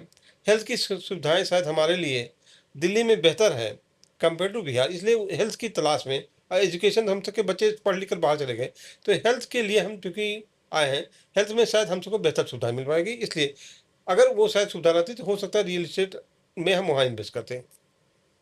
अब कुछ रेरा स्पेसिफिक सवाल हैं जो हमारे ऑडियंस ने बार बार पूछा है हमसे। पहला ये है कि आज जो रेरा की फंक्शनिंग है, क्या उसमें एक एवरेज बायर को, जो कि बिल्डर के हाथों हरास्ट है, उसको रेरा में जाना चाहिए या कंज्यूमर कोर्ट में जाना चाहिए? उसके बाद दोनों ऑप्शन रहना चाहिए, कंज्यूमर कोर्ट का भी ऑप्शन आना चाहिए, रेरा का भी ऑप्शन आना चाहिए। लेकिन हाँ, अगर दोनों कोर्ट में जाएंगे तो आपको विड्रा करना पड़ेगा किसी एक तरह से। कंज्यूमर कोर्ट में बेसिकली कंज्यूमर सेंट्रिक है, रेरा रेरा रेगुलेटर भी है, कंज्यूमर एक्ट जो है रेगुलेटर नहीं है। तो कंज्यूमर एक्ट में जाने पर 3 फोरम है, district forum, state forum, national forum, वहाँ 3 फोरम है। और कंज्यूमर एक्ट में एक आप समझिए, कंज्यूमर एक्ट में पेनाल्टी का प्रावधान है, कन्विक्शन का प्रावधान है। रेरा एक्ट में रेरा अथॉरिटी या ट्रिब्यूनल को कन्विक्शन का पावर नहीं है। कन्विक्शन का, अगर रेरा का बात या ट्रिब्यूनल की बात कोई नहीं मानेगा तो कन्विक्शन हो सकता 3 साल। लेकिन ये become RERA tribunal will become complainant in the court of the CJM. तो कंज्यूमर एक्ट भी काफ़ी इफेक्टिव कानून है। एक बहुत सारा डिमांड मैं सुनता हूँ कि ये खाली एक ही फोरम होना चाहिए, रेरा ही फोरम होना चाहिए। मुझे लगता है वो गलत है। और कंज्यूमर एक्ट में कोई अभी डाइल्यूट नहीं करना चाहिए, कंज्यूमर एक्ट को डिमांड नहीं करना चाहिए। कंज्यूमर एक्ट भी रहना चाहिए, अगर सिटीजन जिसको जहाँ उम्मीद ज़्यादा रहेगी वहाँ जाने के लिए जा सकता है। एक और परसेप्शन है कि रेरा जहां बहुत ऑनेस्टली भी काम करे, वहां पे भी रेरा के ऑर्डर्स एग्जीक्यूट ही नहीं होते हैं। रेरा में जो रिकवरी की बात है वो पीडीआर नाम जैसे बिहार या दूसरे राज्यों में एक पब्लिक डिमांड रिकवरी एक्ट होता है, उसके तहत होता है। क्योंकि ये सब पावर भी देना रेरा के लिए प्रॉपर नहीं होगा। अब पब्लिक डिमांड रिकवरी एक्ट के तहत कलेक्टर अंडर द एक्ट को पावर होता है, जो नाम बिहार में जिसे मान लें CO, SDO, DCLR, collector, commissioner, इन सबको पावर है। तो अगर वो प्रॉपरली उसको रिक्वेस्ट करें तो मुझे नहीं विश्वास है कि क्यों वो इम्प्लीमेंट नहीं होगा। रेरा एक्ट किसी को अनलिमिटेड पावर देना भी नहीं चाहिए। प्रॉब्लम अगर पेनाल्टी का प्रॉब्लम इम्पोज करें, कोई रजिस्ट्रेशन प्रॉपर्ली नहीं कर रहा है या डिले कर रहा है रजिस्ट्रेशन में या कंप्लीशन में डिले कर रहा है, तो जो पेनाल्टी का प्रॉब्लम है अगर उसको इम्प्लीमेंट करें तो that will be very very deterrent to the developer and builder and therefore they will compel to act properly. क्या रेरा बहुत बिल्डर्स को लेकर लीनियंट नहीं है पेनल्टी लगाने के मामले में? ये सुप्रीम कोर्ट का एक ऑब्जर्वेशन है, जजमेंट नहीं है। तो उस बारे में मैं क्या कहूँ, सुप्रीम कोर्ट का एक ऑब्जर्वेशन आप लोगों ने सुना होगा। तो सुप्रीम कोर्ट भी रेरा के फंक्शनिंग को लेकर नाराज है। लेकिन आम कोई होम, जजमेंट नहीं है, कोई हाँ, जजमेंट नहीं। वो एक ऑब्जर्वेशन है। हाँ, और ये कई मामलों में ऐसा देखा गया है कि सुप्रीम कोर्ट के ऑब्जर्वेशंस होते हैं, वो जजमेंट का पार्ट नहीं होता है। लेकिन एक आम घर खरीदार भी, हम लोगों ने भी एक सर्वे किया कि पोस्ट रेरा क्या इंडिया का कंज्यूमर सेटिस्फैक्शन इंडेक्स बढ़ा है रियल एस्टेट में?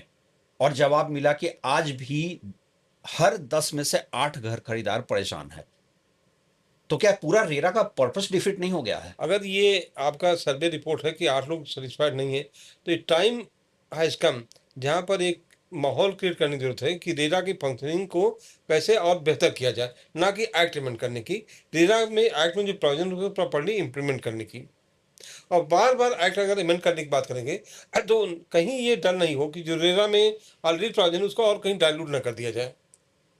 ये एक बहुत बड़ा डर है कि अगर रेरा के अमेंडमेंट की बात होती है तो कहीं ऐसा नहीं हो कि रेरा और डाइल्यूट हो जाए, क्योंकि रेरा में जो इनिशियली बहुत सारे प्रपोजल्स थे, फॉर एग्जांपल आप ड्राफ्ट कमेटी में शुरू से रहे हैं, तो एक प्रपोजल था कि रियल एस्टेट में कोई एंट्री बैरियर नहीं है। तो एक प्रपोजल था कि the regulator will have the power to cross check the credentials of the developer. तो सारे प्रोविजन रेरा में पहले ही डाइल्यूट हो चुके हैं। अब मुझे लगता है बहुत और अमेंडमेंट की बात हो तो कहीं ये रिस्क होगा कि जो सुप्रीम कोर्ट का ऑब्जर्वेशन है उस मुताबिक कहीं ऐसा ना हो कि रेरा एक्ट को और कहीं डाइल्यूट ना हो कर दिया जाए। ये कभी कभी मतलब शंका का विषय है। कोई ऐसा क्लासिक केस जो एपेलेट ट्रिब्यूनल में आपके पास आया हो और आपको सोचने पर आप मजबूर हो गए हो कि रेरा इतनी बड़ी गलती कैसे कर सकता है? 3 हम सबने जजमेंट आपको बताया, हम सबने करीब 400 जजमेंट किए हमने 4 साल के टेन्योर में। और 3 जजमेंट सिंबॉलिक कहा, अगर 3 जजमेंट रेरा कर रहा है तो they are under clutches of the state government. और जो हमने दूसरा चीज़ कहा, रेरा कैन बी सुपरसीडेड। तो अगर ऐसी आप गलती करते हैं तो हाँ, you are under constant pressure and tension that state government can take action against you. So if any public agency commits a mistake, voluntary or involuntary, then they are under fear. Then they can be misused. और ये आपके observations हैं या आपके उस judgement का part ये है? तीनों हम सबके जजमेंट के पार्ट हैं। और ये इस जजमेंट के बाद कोई बदलाव नहीं आया? इस जजमेंट की काफ़ी ऐसे सभी जजमेंट जब होते थे, क्योंकि मैंने कहा कि रेरा का सुपरविजन का पावर ट्रिब्यूनल को नहीं है, अपीलेट का पावर है। दोनों में अंतर समझ रहे हैं हम।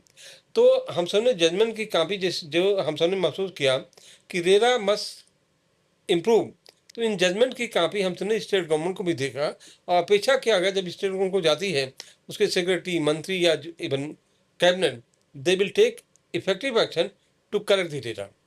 और कभी आपके ऐसे किसी जजमेंट को हाई कोर्ट या सुप्रीम कोर्ट में चैलेंज किया गया? चैलेंज किया गया है, एक में भी चेंज नहीं हुआ। जो हम सबका जजमेंट है अभी तक एक भी जजमेंट रिवर्स नहीं हुआ। और किस ग्राउंड पे चैलेंज हुआ था? जैसे हम सब ने कहा कि रेरा को मैन पावर अपॉइंट करने का पावर नहीं है, उसमें एक किसी को अपॉइंट किया गया और वो कुछ ऑर्डर भी कर रहे थे, तो जो इलीगल आदमी है वो उसका ऑर्डर करने का पावर कहाँ से मिलता है?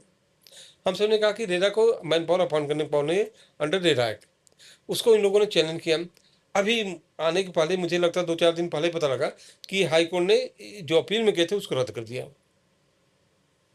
हम सब ने ये कहा कि आप जो पेनाल्टी का पैसा रखते हो उसको सरकार के कफर में जमा करो। काफ़ी रेजिस्टेंस हुआ, बट जब कंटेम्प्ट का डर हुआ, कंटेम्प्ट का पावर ट्रिब्यूनल को नहीं होता है। हम सब नोटिस करके कंक्लूड करके चीफ जस्टिस हम हाई कोर्ट को रिफर करेंगे, पेनाल्टी हाई कोर्ट ही कर सकती है। किसी भी ट्रिब्यूनल को कंटेम्प्ट का पनिशमेंट देने का पावर नहीं होता है। नॉन भी पनिशमेंट देने का पावर खाली हाई कोर्ट, सुप्रीम कोर्ट का ही होता है। आप पेनल्टी भी नहीं लगा सकते? नहीं। पेनाल्टी जो होता है 6 मंथ का अंडर कंटेम्प्ट एक्ट जो है, पेनाल्टी लगाने की पावर खाली 2 ही कोर्ट को है, high court and supreme court को। लेकिन हाँ, कंक्लूड करके हम नोटिस करके उनका वर्जन सुन करके कंक्लूड करके will refer the matter to the chief justice through registrar general, then chief justice will impose appropriate penalty. Real estate appellate tribunal का आम ऑडियंस के लिए बहुत आसान भाषा में एपलेट ट्रिब्यूनल का क्या क्या रोल है? अपीलेट ट्रिब्यूनल जो भी रेरा का ऑर्डर है, रेरा या एग्जीक्यूटिंग ऑफिसर का जो भी ऑर्डर होता है उसके अगेंस्ट अपील में आप ट्रिब्यूनल में आ सकते हैं, और ट्रिब्यूनल का order will be binding unless annulled by the high court. नाम भी फर्स्ट अपीलेट है tribunal, second appeal is that respective high court होता है। तो नामली रेरा के हर ऑर्डर के अगेंस्ट अपील ट्रिब्यूनल में आ सकता है। Tribunal is the first, you can't go to the high court under it. So basically the consumer has to come, consumer or developer both can come to the tribunal, and tribunal can pass appropriate order, and that will be appropriate applicable unless annulled by the high court, respective high court। और tribunal के भी सारे member state government के recommendation पे ही होते हैं? नहीं, tribunal के मेंबर, रेरा के भी मेंबर नॉर्मली जो भी अपॉइंट होते हैं, नॉर्मली चीफ जस्टिस या कोई दूसरा जज appointed by the chief justice of that high court, उसके रिकमेंडेशन पर नॉर्मली स्टेट गवर्नमेंट अपॉइंट करती है। हटाने के लिए है, अगर if you want to remove a member of the tribunal or member of RERA also, then a committee under chairmanship of the respective chief justice or high court judge के recommendation पर ही उसको डिसमिस किया सकता है। लेकिन अंतर tribunal और RERA में अंतर है, RERA can be superseded by the state government, but tribunal can not be superseded. So supersession के नाते कहीं ऐसा तो नहीं है अगर आप गलती कर लिए तो आप उस ट्रैप में फंसते जा रहे हैं, और अगर राज्य सरकार को जानकारी होगी कि आपने गलती कर दिया तब उस टाइप में आप और फंसे जाते हैं। क्या आज यही हो रहा है रेरा के मेंबर्स के साथ? मैं कमेंट नहीं करना चाहूँगा, क्योंकि मैं वही चीज़ कमेंट करना चाहूँगा जिसके बारे में मुझे जानकारी है। रेरा के कुछ मेंबर्स से जो मेरी प्राइवेट डिस्कशंस हुई हैं, लीगल एस्पेक्ट तो आपने टच कर लिया कि लीगल ट्रेनिंग की ज़रूरत है, सब है, लेकिन प्राइवेट डिस्कशन में रेरा के बहुत सारे मेंबर ये कहते हैं कि उनके पास प्रॉपर इंफ्रास्ट्रक्चर ही नहीं है अच्छे तरीके से फंक्शन करने के लिए। नहीं, ये बात सही हो सकती है। इंफ्रास्ट्रक्चर प्रोवाइड करने का काम सरकार को है, या सरकार आपको ऑथराइज कर दे कि जो पैसा आपके पास है उस पैसे से इस तरह से आप यूज़ कर सकते हैं, बिना उसके आप इंफ्रास्ट्रक्चर नहीं क्रिएट कर सकते हैं। मैन पावर के लिए भी अगर सरकार कहती है कि आप इस तरह से आप अपॉइंट करते हैं। हाई कोर्ट, सुप्रीम कोर्ट भी अपनी पेनाल्टी लगा करके उस पैसे से इंफ्रास्ट्रक्चर नहीं करती है। पार्लियामेंट या असेंबली के पैसे से ही इंफ्रास्ट्रक्चर क्रिएट करते हैं। ये मैं सहमत हूँ कि हो सकता है इंफ्रास्ट्रक्चर उस हद तक नहीं हो जिस हद तक होना चाहिए, लेकिन इंफ्रास्ट्रक्चर का कोई एंड नहीं होता है। जितना भी आप दीजिए, हर आदमी उससे ज़्यादा डिमांड करता है। आदमी छोटे चैम्बर में बैठकर काम कर सकता है या उससे बड़े चैम्बर।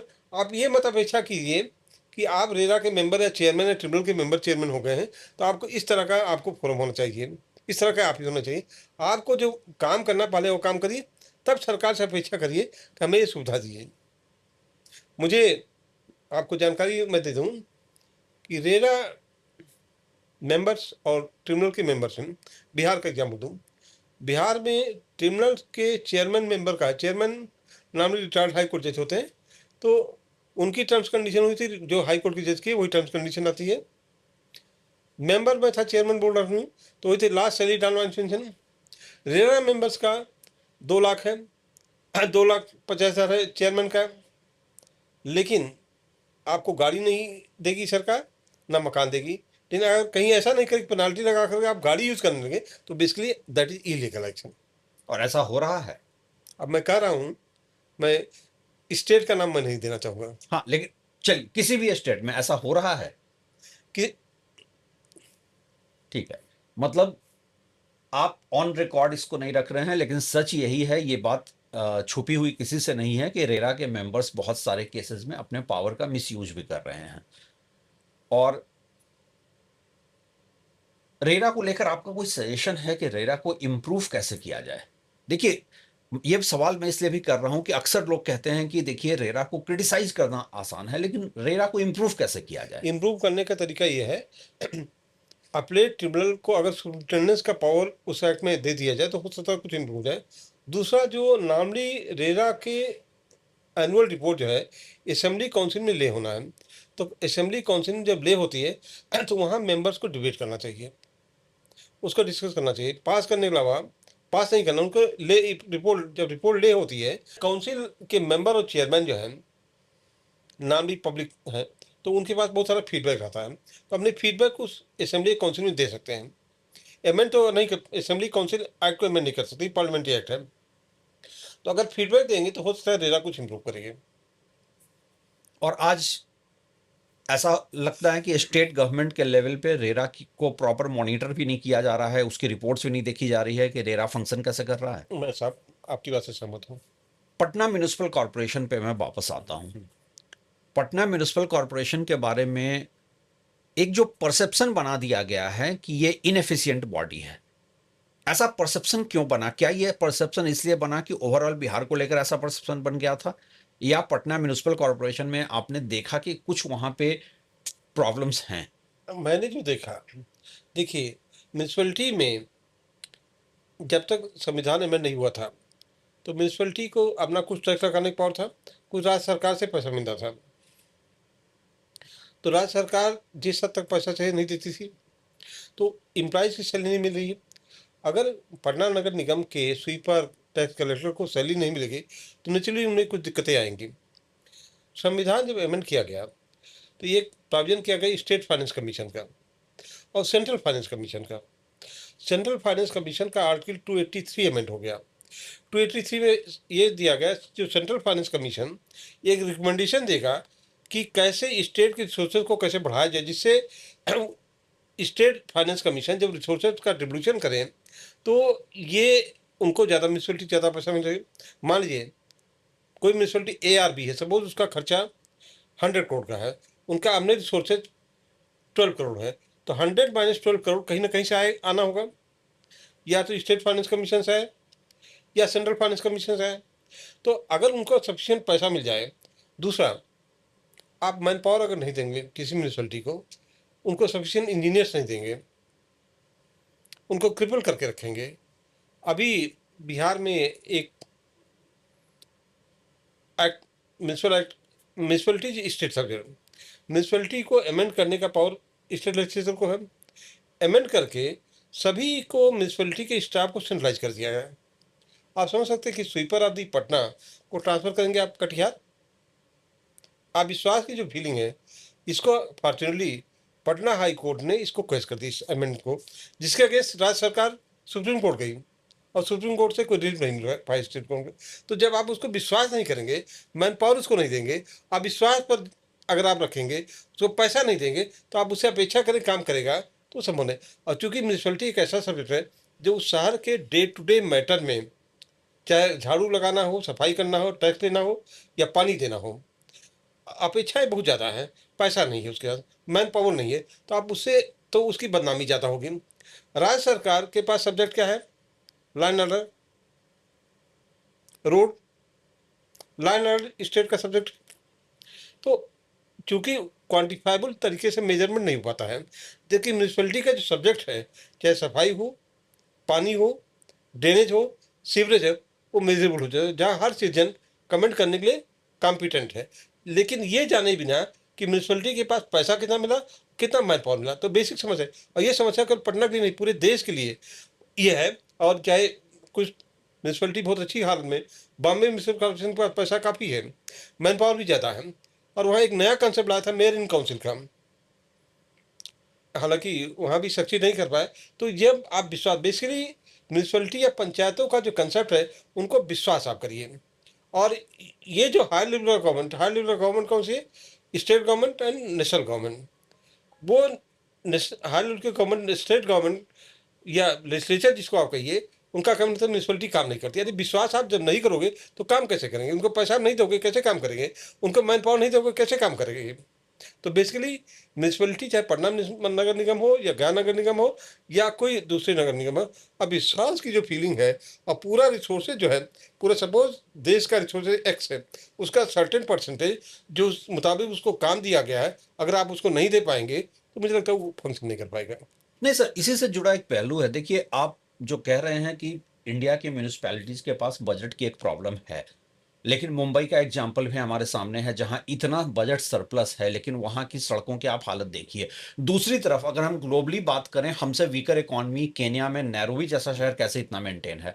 तो प्रॉब्लम सिर्फ बजट की है या पूरा एक ओवरऑल माइंडसेट इकोसिस्टम सब नहीं, लेवल पर काम ये करने की जरूरत गवर्नेंस है? की प्रॉब्लम है। हम विश्वास, मैं कीनिया से नहीं तुलना करना चाहता हूँ, कीनिया डेवलपिंग कंट्री का पार्ट है, लेकिन जो डेवलप्ड कंट्रीज हैं उसमें नानी हमने विश्वास किया, जो म्यूनसिपलिटी को विश्वास किया, उनको पैसा सब्सिडी दिया, टैक्स का पावर दिया। टैक्स देने का पावर किसको? स्टेट लेजिस्लेचर को। अगर जिस दिन हम विश्वास करना सीखेंगे, जो कल्पना थी राजीव गांधी की, हालांकि राजीव गांधी जी के टाइम में कानून नहीं पास हुआ, कानून पास हुआ नरसिम्हा राव के टाइम में पास हुआ, 73 74।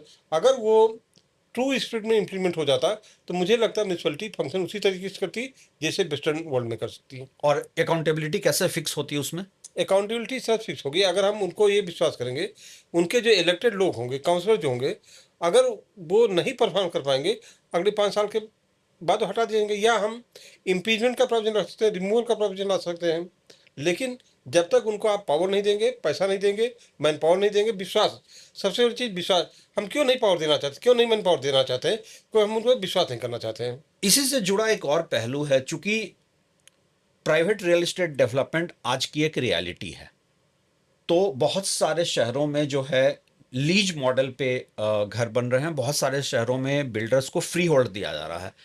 आपके अनुसार क्या बेटर मॉडल है? हम गुड़गांव वर्सेस नोएडा को भी कंपैरिजन के तौर पर देख सकते हैं। गुड़गांव में मिस हो गया क्योंकि एक फैक्टर बताया जाता है कि वहां पर फ्री होल्ड है, जहां जैसे चाहो बना लो। दूसरी तरफ नोएडा में लीज मॉडल है और प्लांट सिटी है। तो आप इसको कैसे एड्रेस करना चाहेंगे?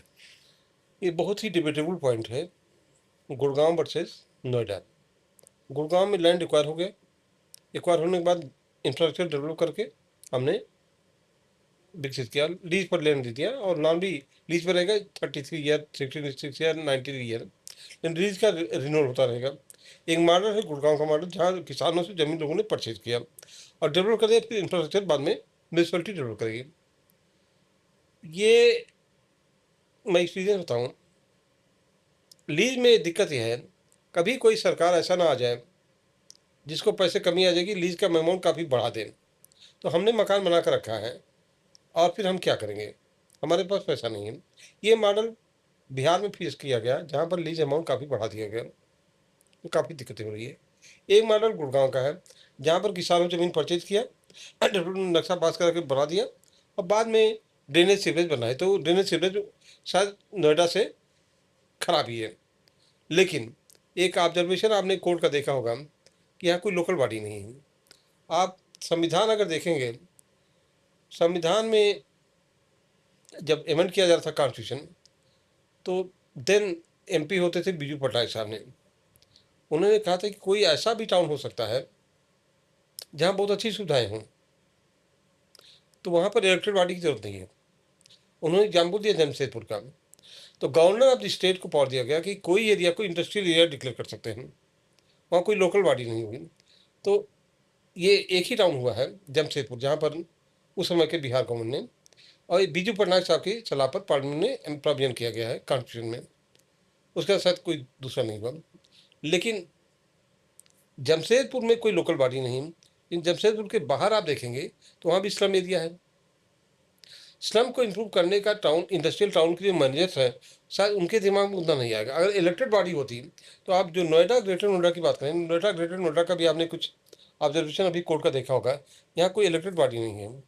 इसके नाते कुछ घटनाओं का जिक्र उन्होंने किया। तो ये किया गया 74 के तहत, या तो पंचायतें हो या म्यूनसिपलिटी हो, इलेक्टेड बॉडी होनी चाहिए। गुड़गांव में इलेक्टेड बॉडी है, लेकिन वहाँ इंफ्रास्ट्रक्चर नहीं है। और आपको आश्चर्य होगा, वहाँ डेवलपमेंट अथॉरिटी नाम की एक संस्था है जिसका सीएम शायद चेयरमैन है। तो 2 साल म्यूनसिपलिटी को देंगे या उस बॉडी को देंगे? पैसा वहाँ पर है, सब पावर उसके पास है। तो इलेक्टेड बॉडी का कोई अल्टरनेटिव नहीं है। और जो जमशेदपुर का मॉडल, जमशेदपुर आप गए होंगे, मैं बिहार का में तो पहले जमशेदपुर का ही पार्ट, बिहार का ही पार्ट था, काफ़ी चकाचक। लेकिन उसके बाहर आप जाइए, स्लम पॉकेट्स हैं। किसी भी जमशेदपुर के जो मैनेजर्स हैं, उनको कोई नहीं इंटरेस्ट है उस एरिया को भी डेवलप किया जाए। जब तक इलेक्टेड बॉडी नहीं होगी, मुझे लगता है कोई भी इंटरेस्ट हो। तो इस कंट्री में हर जगह पर इलेक्टेड बॉडी कोई ना कोई, चाहे पंचायतें या लोकल बॉडी है, पहले उनको विश्वास करिए, पैसा दीजिए, मैन पावर दीजिए, और सबसे बड़ी ट्रस्ट। जब जिस दिन उसको ट्रस्ट करने लगे, मुझे लगता है they will able to perform. और क्या इलेक्टेड बॉडी होने से शहर स्लम फ्री हो सकता है? स्लम फ्री दुनिया में कोई हो नहीं सकता है। एक, मैं हाउसिंग मिनिस्ट्री में था, तो स्टेट मतलब देन प्रेसिडेंट कौन थी, महाराष्ट्र की जो थी, प्रतिभा पाटिल। प्रतिभा पाटिल जी, एक स्टेटमेंट मैंने देखा पार्लियामेंट का, मैं टीवी पर देख रहा था, will make the country slum free with in 5 year, and जो स्टेट करेंगे उनको हम पैसा देंगे। मुझे इस चीज़ की चिंता नहीं थी कि स्लम फ्री नहीं होना चाहिए। मुझे ज़्यादा चिंता अपने लिए थी कि मेरा सेक्रेटरी जो मेरा टारगेट देंगे कि कंट्री को स्लम फ्री करो, जो कि स्लम फ्री करने का काम स्टेट गवर्नमेंट का है। तो एज जॉइंट सेक्रेटरी कहीं वो बहाना ना मिल जाता मेरी मंत्री सेक्रेटरी को मेरा शेयर खराब करने का। आप समझ रहे हैं? तो स्लम फ्री तो, लेकिन कल्पना की बात थी। स्लम फ्री का एक ऑब्जेक्टिव होना चाहिए कि ज़्यादातर स्लम फ्री स्लम है क्या, जहाँ पर बेसिक सर्विसेज नहीं हो, वाटर नहीं हो, सैनिटेशन नहीं हो, राइट टू सिक्योरिटी नहीं हो, हाउसिंग नहीं हो, साथ इंटाइटलमेंट जो होते हैं अगर उनको दे दिया जाए तो स्लम फ्री हो जाएगा। बेसिकली उसकी कोर सर्विसेज क्या है? हेल्थ नहीं है, एजुकेशन नहीं है, पानी नहीं है, एम्प्लॉयमेंट नहीं है। 7 इंटाइटलमेंट जिस दिन उसको मिल जाएगा तो प्रॉब्लम सॉल्व हो जाएगी। वो बेसिक कोर्स है, और जिस दिन वो हम अचीव कर लेंगे, एक अच्छे कल्पना करेंगे, एक अच्छे शहर की कल्पना करेंगे, और मुझे लगता है we should move in that direction. एक और आर्गुमेंट इसमें दिया जाता है कि ये कहना बहुत आसान है कि स्लम फ्री सिटी होना चाहिए, लेकिन फिर हमारे आपके सोशल इंफ्रास्ट्रक्चर का कॉस्ट बढ़ जाएगा। हमारा ड्राइवर, हमारा मेड अगर 50 किलोमीटर दूर से आ रहा है तो उसका कॉस्ट हमें बियर करना पड़ेगा। तो इसको देखते हुए इंडिया का अर्बनाइजेशन का जो पूरा मॉडल है, उस मॉडल में किस तरह के सुधार की जरूरत है ताकि शहर अर्बन चौल भी नहीं दिखे और एट द सेम टाइम शहर फंक्शनल शहर रहे, बिल्डर्स का लूट नहीं हो। जिस शहर की आप बात कर रहे हैं, मुंबई की, वहीं का धारावी मॉडल भी आप देखे हैं। क्योंकि क्या उसको राइट नहीं है 7 इंटाइटलमेंट का? उसको इंटाइटलमेंट होना चाहिए, लेकिन नौकरी क्यों करता है? क्योंकि उसके पास जो रिसोर्सेज है या पैसा है आपसे कम है, इसलिए आप उसको एम्प्लॉय करते हैं। तो आप कल्पना तो होनी चाहिए, स्लम फ्री मतलब उसको भी मिनिमम बेसिक सर्विसेज मिलना शुरू करें, और जिस दिन मिलना शुरू करेंगे क्वालिटी, ये एक मेंटलिटी है कि गरीब रहेगा, स्लम में रहेगा तो हमारा काम करेगा। लेकिन उस मेंटालिटी से आपको निकलना पड़ेगा, तभी एक अच्छे शहर की कल्पना कर सकते हैं। इतने सारे अर्बन डेवलपमेंट मिनिस्टर्स को आपने करीब से देखा है। मैं ये नहीं कहूंगा आप किसी को क्रिटिसाइज करें, लेकिन आपको सबसे अच्छा एक्सपीरियंस किनके साथ रहा है, किनको देखकर आपको लगा कि इनके पास बेहतर विजन है कंट्री के अर्बनाइजेशन को लेकर? मेरे पहले मंत्री थे राम माली साहब, आई rate him very good. Jaipal Reddy साहब के साथ ही थे, मैंने काम नहीं किया, वो अर्बन में थे, मैं हाउसिंग में कुमारी सलजा थी। जयपाल रेड्डी साहब का भी विजन बहुत ही अच्छा था। जगमोहन साहब का मॉडल दूसरा था। जगमोहन साहब का मॉडल ये था कि हम डेवलप करेंगे, लेकिन इंक्लूसिव डेवलपमेंट का कंसेप्ट जब तक नहीं होगा तब तक वो डेवलपमेंट होगा नहीं। लेकिन मैं राम विश्वानी को, जैसे मैं बताऊं, अर्बन सीलिंग को रिपील करना विद इन पीरियड ऑफ 8 और 9 मंथ उन्होंने रिपील किया।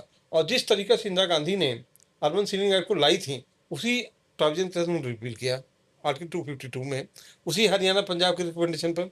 तो इतने 8-9 महीने में रिपील कर दिया। और रिपील अगर नहीं हुआ था, आप सोच सकते हैं कि हाउस की प्रॉब्लम सॉल्व हो सकती थी। 500 स्क्वायर मीटर से ज़्यादा जमीन आप रख नहीं सकते थे, तो आप एक अच्छी कल्पना, टाउनशिप की कल्पना ही नहीं कर सकते थे। और एक एक्ट तो ला दिया हमने अर्बन सीलिंग एक्ट का, लेकिन उसका ऑब्जेक्टिव क्या था? 2,20,000 हेक्टेयर लैंड निकलना था। निकला कितना? 19,000 हेक्टेयर। और 19,000 हेक्टेयर का लेखा जोखा जब देखने लगे, कहीं पता नहीं था। तो ऐसा एक्ट ला करके जिसको आप इम्प्लीमेंट कर जाए तो उसमें करप्शन ही बढ़ेगा। तो आपके अनुसार उनका विजन जो था वो ज्यादा बेहतर विजन था राम जेठमलानी अर्बन बहुत ही डेवलपमेंट अच्छा के लिए? विजन था, बहुत अच्छा, बहुत कम पीरियड में। लेकिन उनका फिर ट्रांसफर हो गया, वो शायद लॉ मिनिस्टर होकर चले गए। एक एक्ट को, अर्बन सीलिंग एक्ट को रिपील कर दिया उन्होंने 8 या 9 महीने के अंदर।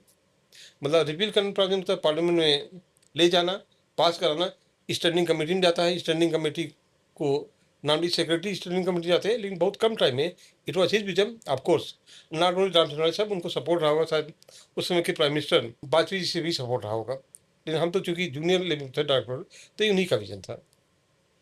आखिर में कोई ऐसी बात जो आप कहना चाहेंगे इस देश के आम लोगों से, जो एक घर खरीदार के तौर पे एक रियल एस्टेट एपेलेट ट्रिब्यूनल के मेंबर को सुन रहे हैं? कोई ऐसा प्रिकॉशन जो हर घर खरीदार के लिए जरूरी है?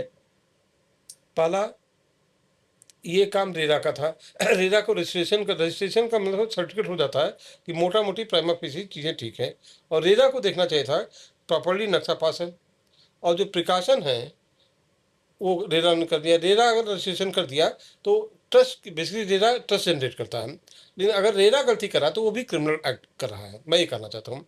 तो नॉर्मली एज सिटीजन बहुत सारे कंट्री में एक्ट हैं, वो उसका एक्ट की जानकारी नहीं है, तो कोई इंस्टीट्यूशनल बॉडी जो है उस पर विश्वास करे। जो इंस्टीट्यूशनल बॉडी है रेरा, वो सब प्रिकॉशन ले, सभी कानून को उसको जानकारी हो, और कानून की जानकारी के आधार पर रजिस्ट्रेशन करे, पेनाल्टी लगाए। और जो डिफॉल्टर बिल्डर्स हैं उनको अप्रोप्रिएट पेनाल्टी लगाए, जिससे ये नेचुरली सिटीजन को या कंज्यूमर को फायदा मिल सके। तो ये थे सुनील कुमार सिंह, एक ऐसे रियल एस्टेट एपेलेट ट्रिब्यूनल के मेंबर जो खुलकर कहते हैं कि रियल एस्टेट में बहुत सुधार की जरूरत है, जो खुलकर ये एक्सेप्ट करते हैं कि रेरा में सुधार की जरूरत है। और ऐसे लोग इंडिया में बहुत रेयर हैं। ज्यादातर लोग जो पॉलिटिकली करेक्ट होने की कोशिश करते हैं। उम्मीद करता हूं ये डिस्कशन आप लोगों ने बहुत पसंद किया होगा, क्योंकि आप एक ऐसे शख्स को सुन रहे थे जो एक्सेप्ट करते हैं कि हमारे सिस्टम में फ्लॉज कहां हैं, और ये एक्सेप्टेंस बहुत बड़ी चीज होती है। उम्मीद करता हूं आप लोग कमेंट में अपनी राय से हमें अवगत कराएंगे कि आप इस बारे में क्या सोचते हैं। Thank you very much sir. Thank you.